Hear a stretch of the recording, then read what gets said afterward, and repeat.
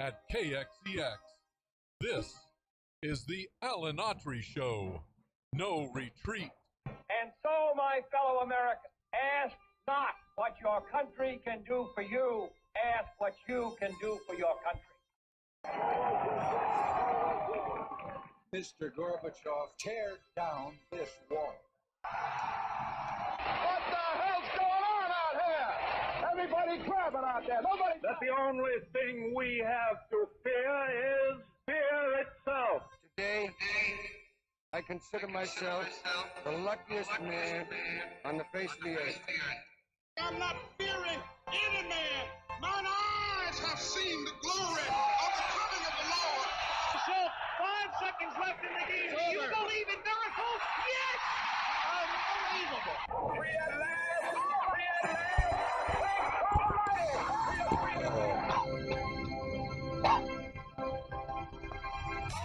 You're listening to the Alan Autry Show on the best talk in town. Talk Radio 1550 KXEX. Call Alan now, 559-899-1550. And welcome to Alan Autry No Retreat. I'm Alan Autry, so honored and humbled to have you with us on Free for All Friday. As Daddy used to say, we are full of piss and vinegar here today, man.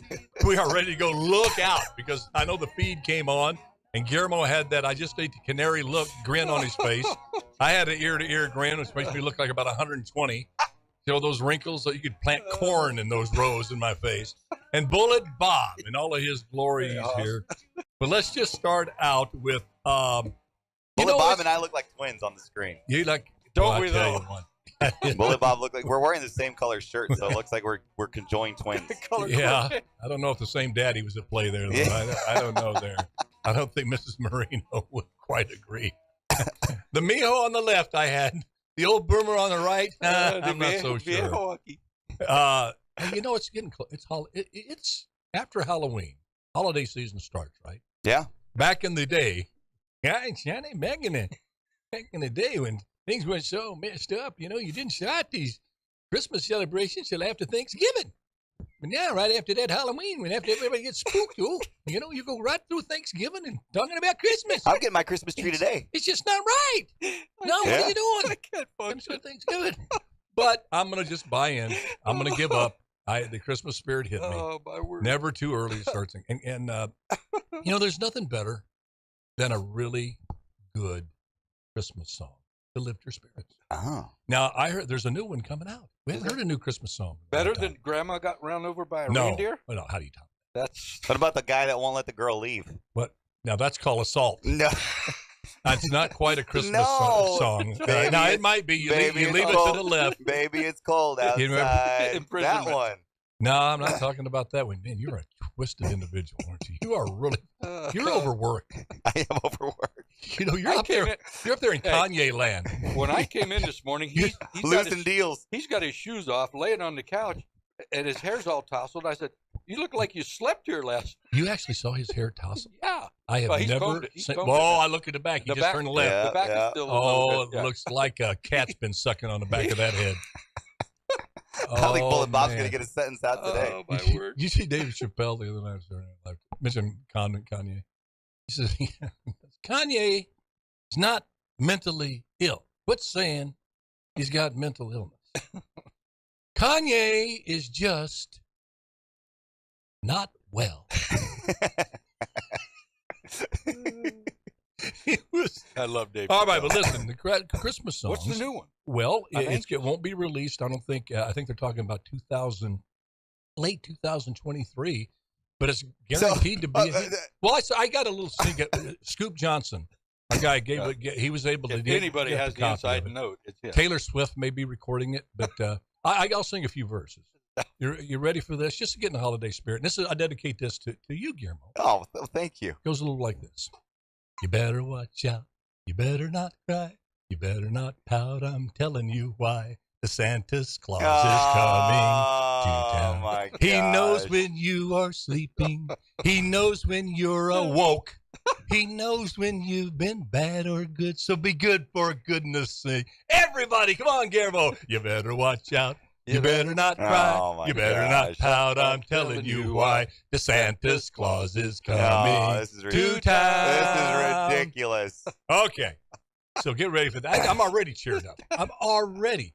In fact, I heard Trump's playing that already in the Beast. I'm sure In that black beast he was driving around going, take me to the Capitol. Take me to the Capitol. Yeah. All right, let's get to something. Let's get to something serious. Let's start local. After this, when did extorting a city attorney become a misdemeanor?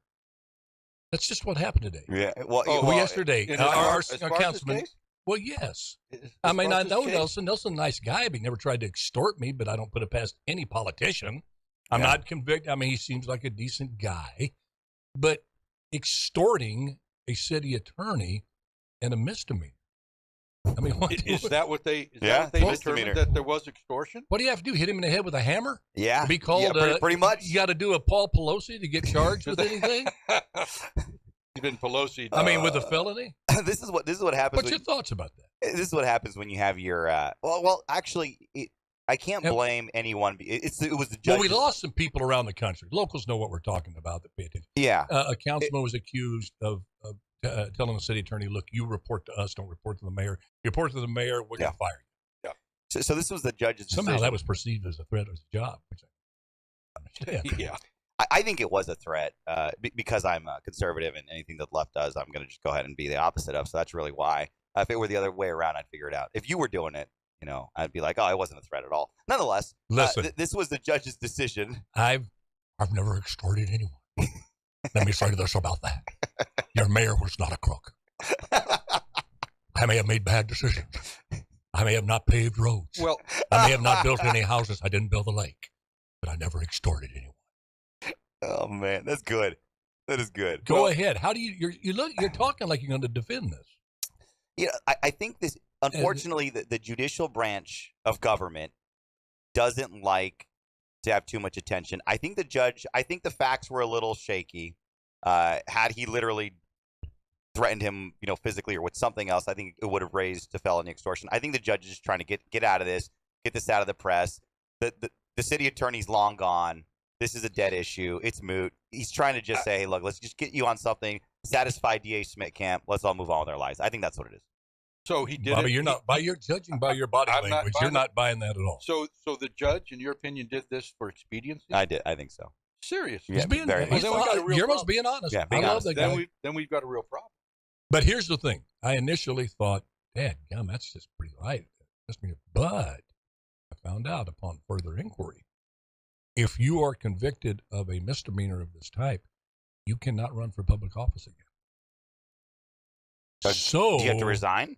I don't know the rest of the ramifications, but I was told by a very reliable source that is what comes with a misdemeanor conviction of this. So in terms of a political future, it's more than a slap on the wrist if he's convicted. Okay. I mean, in that regard. But he's termed out. But he's a young guy. I mean, if you wanted to run again, without a doubt, that he's done, he's toast if he gets convicted. So for him, it's it might be the best thing that ever happened to him. Because I'm not excusing it at all. Absolutely not. You just don't do those sort of things. Happens all the time, but it should be punished. But again, as you said, it's going to be a he said type thing. I don't think they found any emails. I mean, even if you're the extorting type, you're not going to be stupid enough to put an email threat. It was said unless Sloan, that was the city attorney, was wired and has some audio or visual proof of what was said. I think you're probably right, and he probably has a good chance of beating the rap. Yeah, I think this was I said that you got to beat the rap, Yeah, you hear about Tony? He beat the rap. Yeah, he was looking 20 to life. Yeah, but he beat the rap. We've talked about this before. Do I believe it happened? I think it did. Was it a big deal? Probably not. Was it unlawful? Heck yeah, it was. You extortion denier. I'm not, and I'm not on Nelson Esparza's side, but I know he walked in there. He's got the majority on there. He walked in there strutting his stuff, saying, "Hey there, Dougie. Looks like I'm in charge now." Well, what do you know that? Looks like you're gonna work for me. I think it was one of those. And then Doug said, "Excuse me, I need to turn this light on." underneath my Say desk. that- Let me adjust Click. this real quick. Say that again on my phone. Low. Say that again on my phone. Hold on, wait. Let me push this big red record button.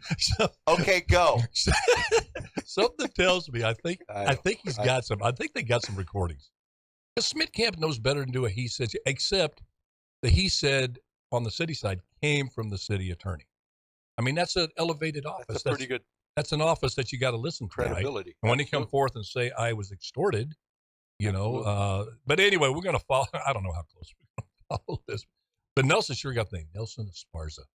Did you see where the AG just appointed a special counsel overseeing the Trump investigations? A fellow named Jack Smith. I think Mr. and Miss Smith would have gave him a more snazzier name. I mean, you're already stuck with Smith. Why do we call this little? Let's call him Jack. Jack Smith. I mean, Nelson Esparza's got some. I mean, they look down. They named me Carlos Allen Autry, named for a politician that I think he lost by the most votes in Louisiana history. But my dad loved him. Shows you a little insight into my natural father's mind. Forgive and forget. Okay, let's move on here. Please. Man, the crypto implosion. Bullet Bob and I were talking before the show. This guy, Sam Bankman, what a great name for an investment dude, right? Bankman. Have you seen him? I seen the guy. Well, Shaq, what were you thinking when you invested in this guy? I know you don't judge a book by the cover. But come on. You should. You're finding people that have your money. You should. If you think to yourself, this dude looks a little weird and squirrely, go to the next. There's a few other investment counselors. Oh, my gosh. But, folks, I sat on this show many moons ago. Cherokee inside. Many moons ago on show before crypto went down tubes. Crypto, big thing. Everybody want to buy crypto. They come to me, Alan, say, you need buy crypto. He's going to continue on this line. Yes, he is. I say, okay, what crypto? What is crypto? I said, well, let me tell you, Alan, it's something that a computer. It's in the computer. It's on the line. It's on the cyber world. What's cyber world? He said, it's on there, and you buy this stuff. And I said, what is stuff? Nothing. Well, it's something. What is? Can I feel it? What we selling? And it was nothing. All right, I'll stop for your benefit. They were selling. All I've done for the first 50 minutes is laugh. Well, there's not. Pearl, we talked about this, and I said on the show, there's something rotten in Denmark, something screwy, something doesn't smell right. When your billions of dollars are being invested into not even air, it doesn't exist. There's no product being manufactured, no service being rendered. They're just buying nothing, a symbol on a computer. Basically. And I'm thinking, then there's no oversight. Well, what do you oversight? You got nothing to oversight. They have no like bank. A dog chasing his tail. So what these people did, they put billions and billions and billions of dollars. Smart people, Steph Curry, Shaq, Tom Brady. Hey, as if his life isn't going bad enough. Why are those those dumb athletes? Which I put myself into one. Tom, Shaq, Steph, been there. If I had half of what I've invested in bogus schemes, I would. But I was smart enough to know to not invest in nothing, something less than air. And sure enough, all of my concerns from the onset came to fore with this guy, Sam Bankman-Fried, who he had this Ponzi scheme, apparently. And something happened where it wasn't hacked, but it was somehow squandered. They don't have any record. They didn't buy a bunch of stuff on the celebrities and the money's dime. It just kind of disappeared. They don't know. It's gone. And, in a bank, you have a certain deposit. Your deposits is guaranteed by the federal government a certain amount. So you got some backup, and his bullet said, and I'll just put this to you. There's been a lot of crazy crap in the 21st century, the first 22 years. You had 9/11. You had Donald Trump elected, which I'm glad he was. No, I mean, bizarre stuff. You wouldn't think Donald Trump, look at when he owned a WFL, would be the president. Come on now. When's the last? Never thought that was going to happen. I'm thankful that he did because he helped change the country. I happen to think he was the most consequential politician, not Nancy Pelosi that they're calling her. But you have that. You have COVID. You have just there's no gender, there's no mom and dad anymore. All of this woke stuff coming in. But I don't think there's anything crazier looking back on these first 2 decades plus that is more insane than this crypto crap. There's a lot out there. Crap would be worth more than cryptocurrency. It is the fertilizer. Very, very. You could take real crap, $1 billion industry, sell it to some farmers and make some quan. You can bank some quan. Show me the money, show me the crap. Jerry, show me the crap. But show me the crypto. And they show you a little image on the screen. That's it. And I said, well, you get those coins? No. Just a picture. Just a picture. Tell me what the heck happened, Guillermo. You're smarter than me. You went to Michigan State. You got a degree. You're a smart dude. It's a picture now. What in the world has happened? I'm glad it happened before, because everybody was getting brainwashed towards crypto. Yeah, I think this is your typical. I think every human being wants to make a lot of money, right? It's human nature. The hottest thing out, and when you look at it, I mean, the .com bubble, right? I mean, there's been many things in history, and granted, there was something tangible with that, but I think it's no small thing. You mean there's a service and a product attached to your investment? But at least on red 19 at the roulette table, if you win, you get cash. I agree, but here's the thing. I think it's human nature to want to invest in the next big thing, and unfortunately, humans are also dumb. They make stupid decisions. I remember in contract law, my professor said, "You know what? Two idiots can enter into a contract, and it is a legally binding thing. People do stupid things. People squander stupid money at stupid things. I think this is a lot of people wanting to get ahead of things, and there's also a lot of criminality here, because when you have money, you have greed, you have all that. And then I think something. So that's my thoughts on that. But here's the other thing, Alan, that I want everyone to understand. There's also something behind this that I hope everyone is looking into. This global push to somehow have some kind of global currency. I think you're onto something. And I want people to be very, very attuned to that, that's because very biblical, by the way. As well. Isn't it? Isn't it? That's a whole show. So 15 shows. So just keep that in mind when you're looking at this, when you're looking at that. But those are my 2 thoughts. I think people want to make a fast buck. Maybe this is God's little wake-up call. Don't go global on your currency, because this is what can happen. Exactly. Because I know we have had a lot of laughs with this, but I just, from the get-go, it was freaking insanity to the degree I've never seen before in mankind. I've never heard in history of people that are purported to be so intelligent. I mean, we're in the 21st freaking century. We're almost a quarter through the 21st century. We've got technological advances that are just are miracles. And then you have this, where good, smart people, intelligent people invested in crypto nothingness. And I felt, you know what? It made me, be quite honest, made me feel kind of, I never walked around thinking I was a very smart dude to begin with. Borderline intelligent.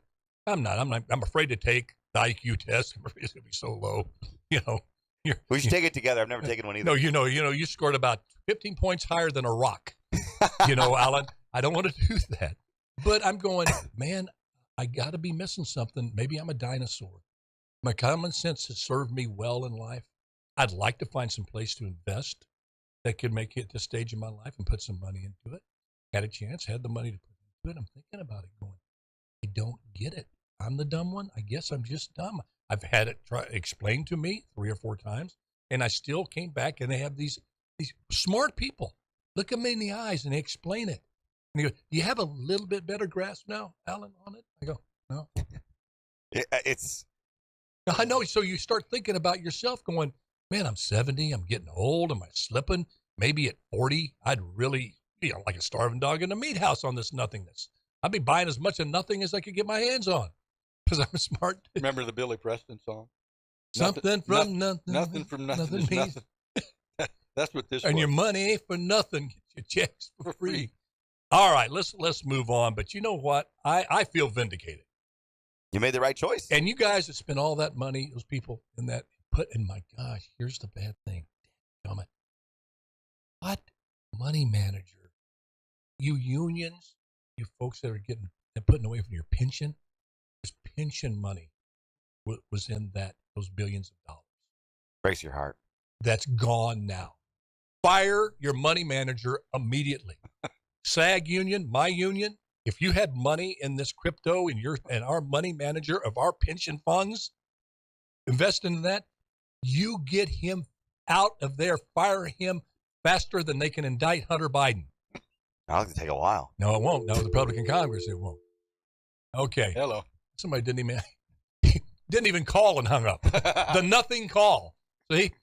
The nothing call. It doesn't ring. It just hangs up. So was it a call or not? No, it wasn't a call. There it is. Nobody on. You're right there, Jeremy. I don't know if y'all can hear that. He spilled water on the board. Again? Boy, that artificial intelligence is pissed off. Guillermo to the rescue. Oh, folks, you hearing that? I don't know. Okay, are we good?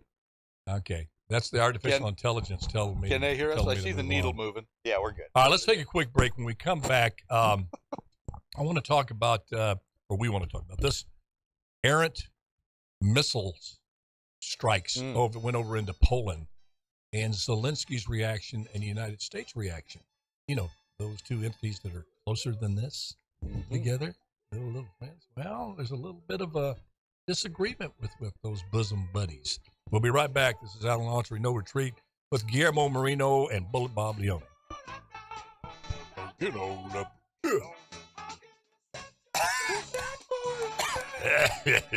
everybody cough now. Let's get it out. Let's break. I think bad manners is good cooking.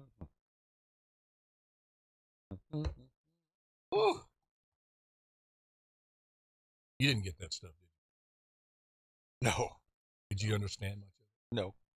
I didn't know anything about it till I read about it this morning. I don't understand it. I mean, you hear this stuff peripherally, but I had to look to see what cryptocurrency was and get a definition. Well, I think the first word digital in it currency kind of is telling. Crypt. That's where your money's going to go. Into a crypt. I got worried when it said digital currency. Some people got a digit now. A middle digit. A medium of exchange through computer networking, not reliant on any central authority, such as a government or bank, to uphold or maintain it. Crazy. Which sounds good, what Guillermo's saying, this hunger for some way to exchange, buy and sell goods without all of this government interference. Now, what if the story was it went up quadruple, and now Tom Brady was sitting on more? These people were sitting on more cash than anything else, and they cashed out. Would they be?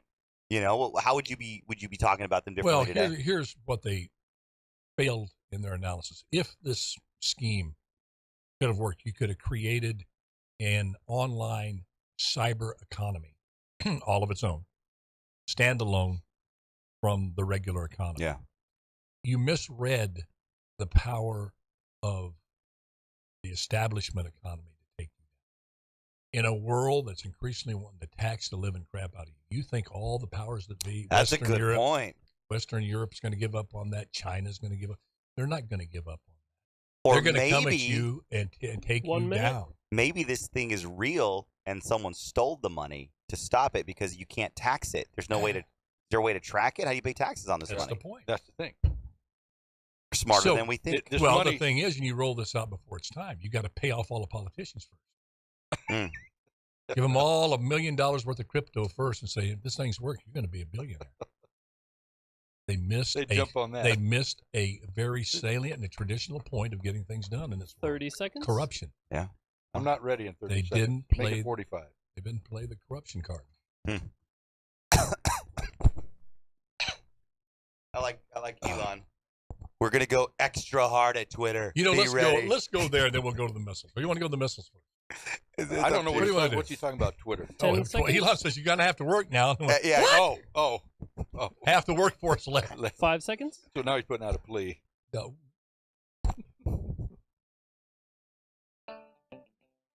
Oh yeah, that's a good choice. Turn it up. You're listening to the Alan Autry Show on the best talk in town. Talk Radio 1550 KXEX. Call Alan now. 559-899-1550. And welcome back to Alan Autry, No Retreat. Hey, I jab pretty good with that song. You do, For a yeah. 70-year-old, got the good head movement, little shoulder movement. Don't do it too much. You're going to hurt you something. don't hurt yourself. You're going to hurt something. You keep going. Bobby, Like that. Bobby, can you reach over here and just pull my chin closer to the microphone? He's I stuck. can't move, man. I need to fix Hey. your back. Hey, these missiles, again, on this show, the XEX 1550, the Alan Autry Show, 12 to 1. Right when this war started in Ukraine, I smelled a rat. Not that, and here we go. You're a Russian apologist. Quite frankly, that's getting old. Unless I totally embrace Zelensky like I do my wife, then I'm a Russian apologist.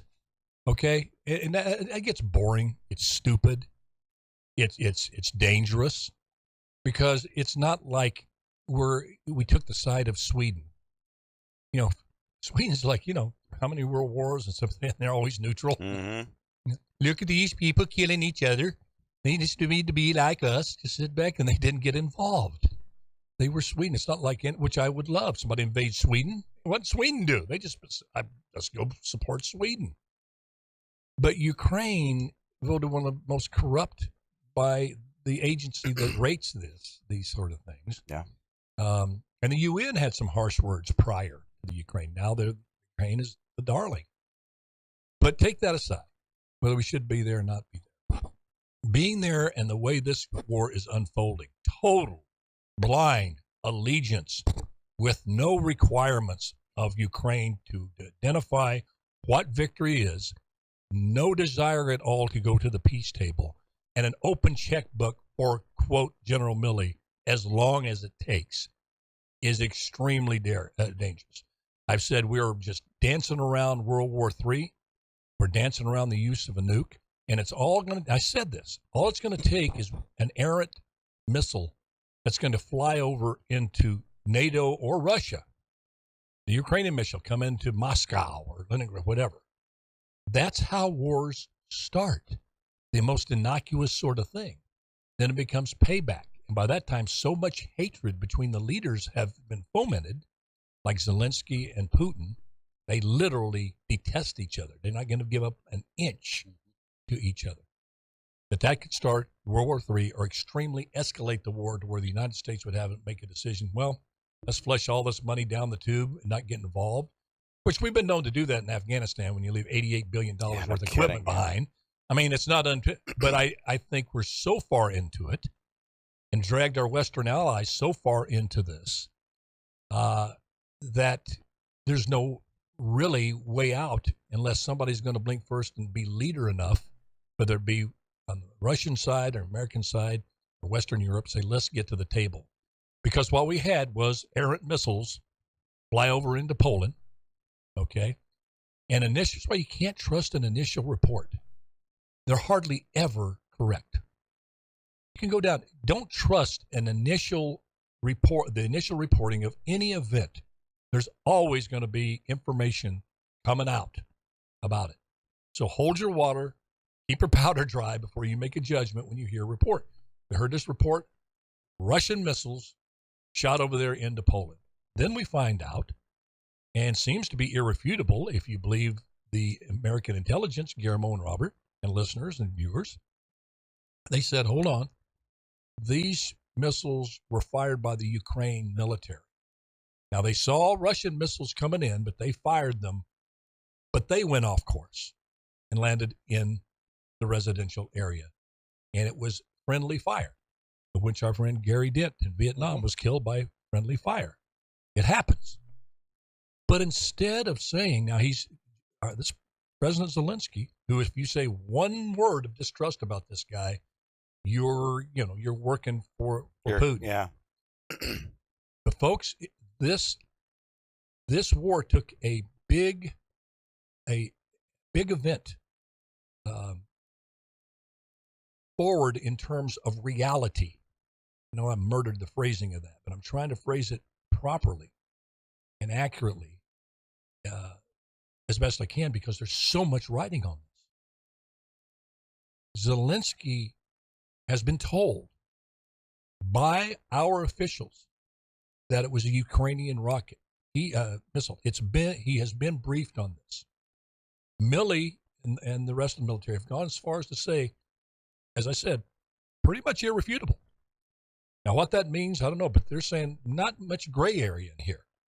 This was Ukrainian missiles that went off course. Okay, it happens in war. Instead of saying that, Zelensky still says it was fired by the Russians, which begs the question, where does the truth end and the tall tales begin with Volodymyr Zelensky? All of this information coming about what the Russians have done, which they've probably been horrible, all of these atrocities. How many really happened? I mean, that you've got to trust it, and you've got to tell, I believe, you have to come and tell Zelensky, look, you're embarrassing us and causing a lot of problem on the world stage here. You're not coming forth and saying, okay, we'll take responsibility. That's not going to mean we're not going to stop aid by you admitting to that. But if you don't, go ahead. I think this is a huge, huge event, and the Republican Congress is going to have to make a decision whether they're going to keep funding that war with somebody who's starting to lie now that you can't trust, who doesn't want to go to the peace table and says you don't support democracy if you don't give us an open checkbook. Well, I've read several news articles, and it seems to be, as you've indicated, that the missiles were fired by Ukraine, because that was on Tuesday when the Russians were dropping all kinds of missiles, and they went off course, killed 2 people in Poland. However, the Western allies, spokesmen for several Western allies, have come out now and said, well, it's still Russia's fault. But for the fact that they started the war, this never would have happened. That's an okay argument, though. If my dad was the truck, I'd have wheels too. Yeah. Well, yeah, you can do that all the way down the line. Right. You can make that argument from now until. And you can disagree with it or agree with it, but it's not a lie. It's not totally out of. Well, obviously not. But he's saying. But I think that. That the Russians fired them. That those were right. Russian-fired missiles into the Ukraine, into Poland. Right.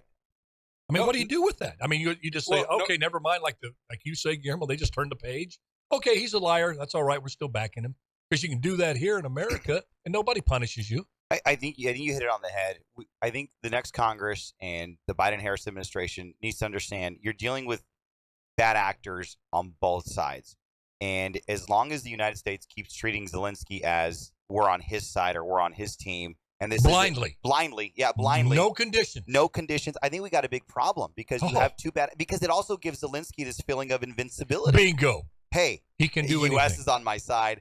They'll figure it out. The world media will play it out. But you got to remember, like you said, these are 2 bad actors. And I think as soon as the United States starts realizing this, that we might actually get out of this conflict. You know, at the Alamo, Travis and Crockett got everybody together. Alamo. Said, here they come. They knew they were on the way. An army of about 5,000, like a couple of hundred. Yep, 200. They took a vote, said, who wants to stay here and fight, because we're probably going to die.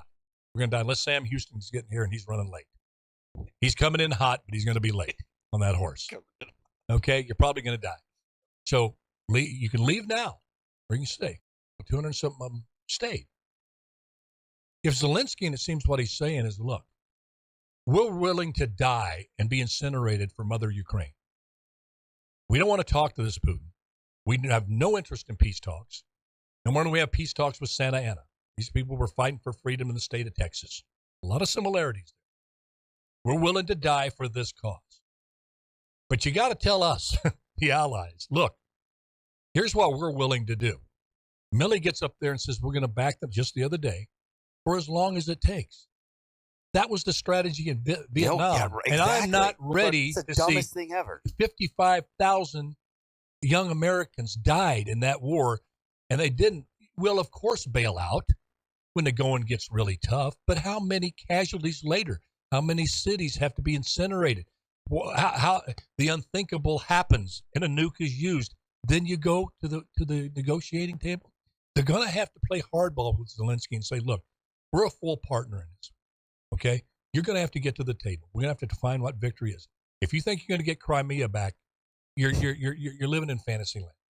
Russia's going to keep fighting.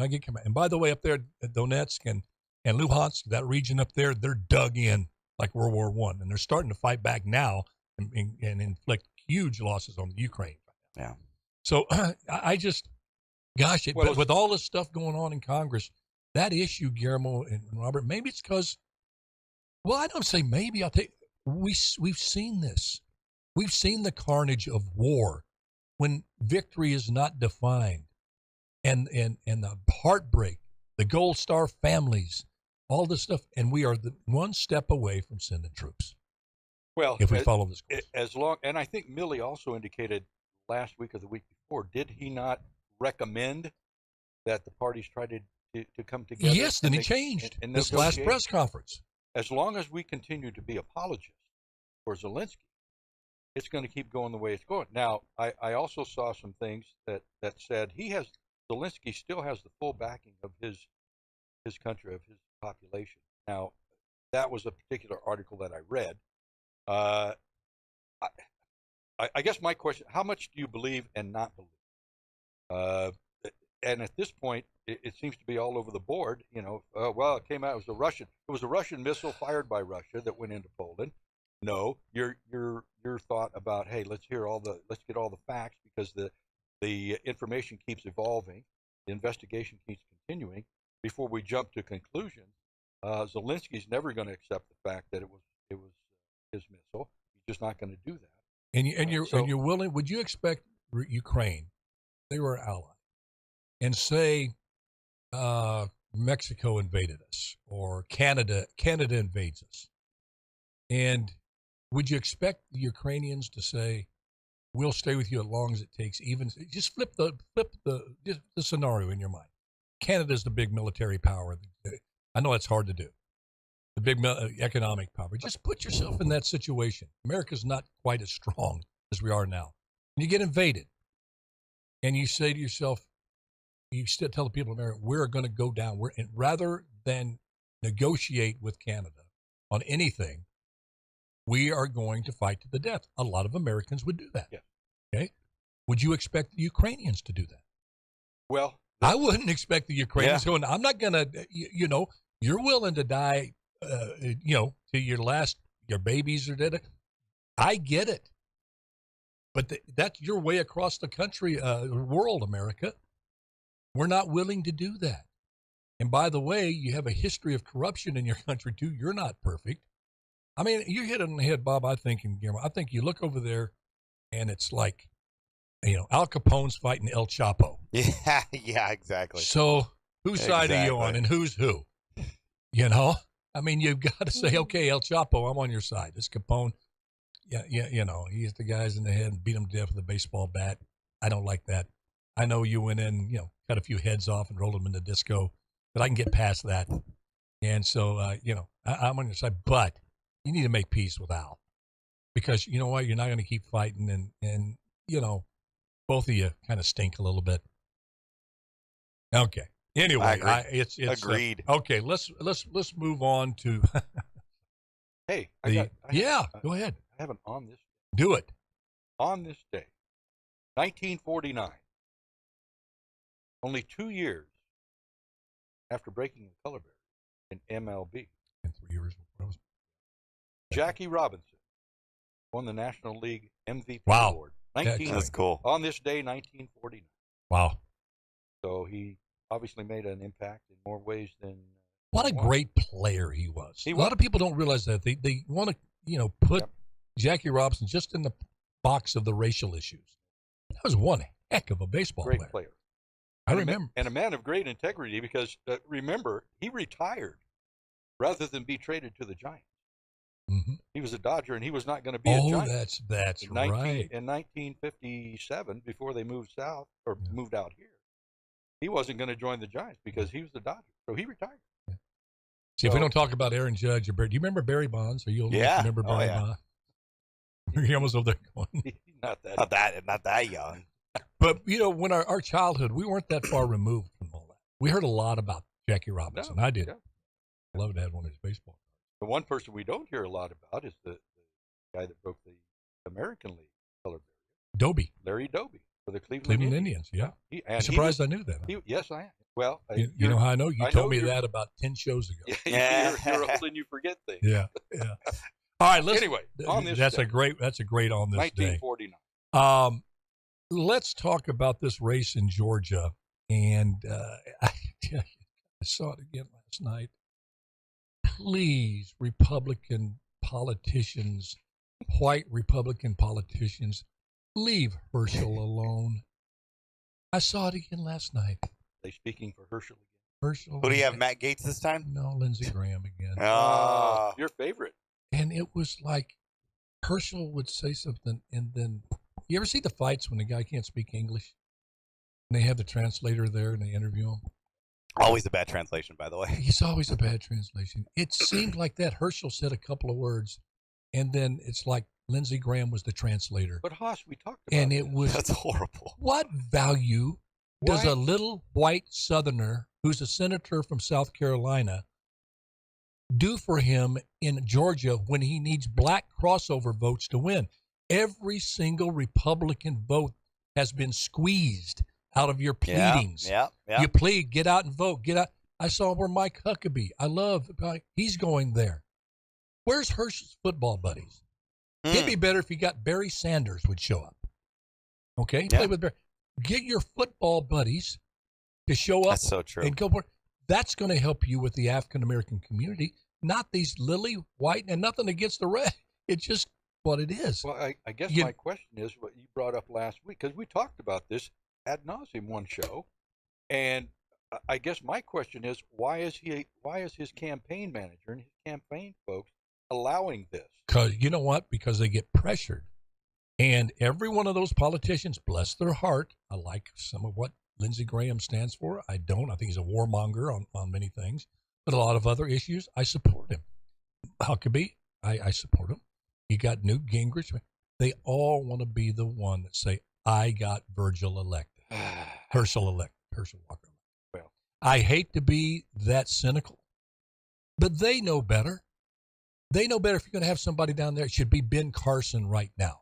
It should be Larry Elder right now. It should be Herschel's bevy of friends in the sports world. Tim Scott. Because what did what did Stacey Abrams said, and I think correctly, she lost the election because of what? Black men. Black men crossed over. They've seen the breakdowns. They've seen the voting breakdowns. Those are the ones that could be influenced going, do I want to vote for a pastor who's for abortion on demand? Pastor. Or I'm going to go with Herschel who, they're sitting there going, I know he doesn't have any experience. It's not really that eloquent in certain things. But you have another strong black man saying, I believe in Herschel. You know what it is? That's going to get those. He needs to get those, or he's going to lose. Agree. I'm telling you, he's going to lose. What was the difference? 35,000? About that. You know what it is? And I've seen the struggle. I've seen it here in California. The struggle is this: the Republicans and the conservatives believe. Listen, and there's some truth to this. We shouldn't play race politics. We shouldn't play to identity politics. We shouldn't focus on Herschel Walker is black, so we got to bring in black politicians to help him out. That's the conservatives firmly believe that. They don't want to play this identity politics because they say, hey, listen, the voters are smarter than that. And they are.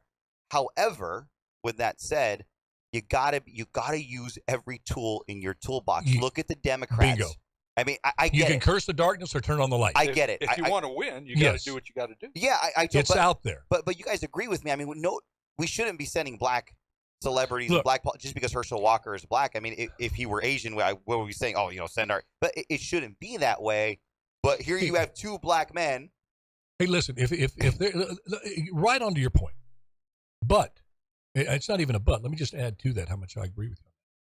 But you got to be smart on this thing and know that issue of race is out there. Say I was running for senator or whatever here, and I wanted to get the Hispanic vote because I worked out in the fields.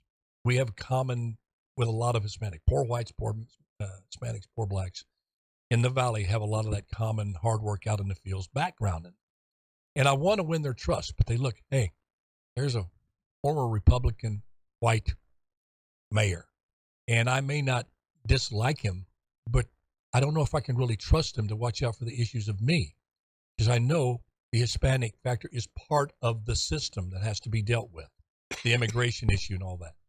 And I want to assure them that I'm going to give them a fair shot, that I'm going to watch out for them, that I'm on their side on this particular issue. I would go, when I first call, would say, hey, Guillermo, could you go with me to this meeting out in Dinuba?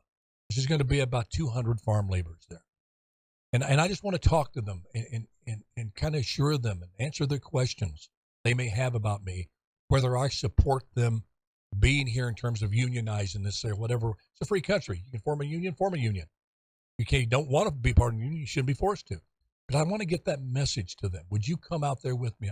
To me, that makes perfect sense. Yeah, you're right. No, you're right. If you're going to go up in Appalachia, you run for senator, and a person of color wants to go because they've been made to be demonized, by the woke left, that if you're white, poor, and fly American flag out in front of your house, you're a racist. And there was a black politician who didn't believe that. A leader wanted to get that, and they want to call me, somebody else. I think that's perfectly okay. That's not playing the race card. And in Georgia, Herschel needs to do that. Lindsey hasn't been out there going door to door. I just know he hasn't. If he's done it, you do it 2 or 3, do a photo op here, I'm talking to citizens, then you wrap up, get in the SUV and get out of there. That's how they do things. So I'm very worried about this race. I think everyone's fatigued, to be honest with you. I think who does that benefit in Georgia, do you think? Walker. Yeah, Walker. I think at the end of the day, I think conservatives vote more in specials. Well, I hope you're right. I hope I'm wrong here. But nobody, the other day, 3 days ago, they announced, and I believe them, that while Walker and Lindsey Graham were doing a press conference, the Democrats unleashed 900 neighborhood walkers to go knock on doors. They didn't have a press conference. They went out there and worked. And in Georgia, that pays off. Well, you had mentioned that last week. Yeah, and I hope I'm wrong on this. I want Herschel to win so bad. I just cannot believe the ill-thought-out strategy that they're implementing right now. And I think you said it, Guillermo.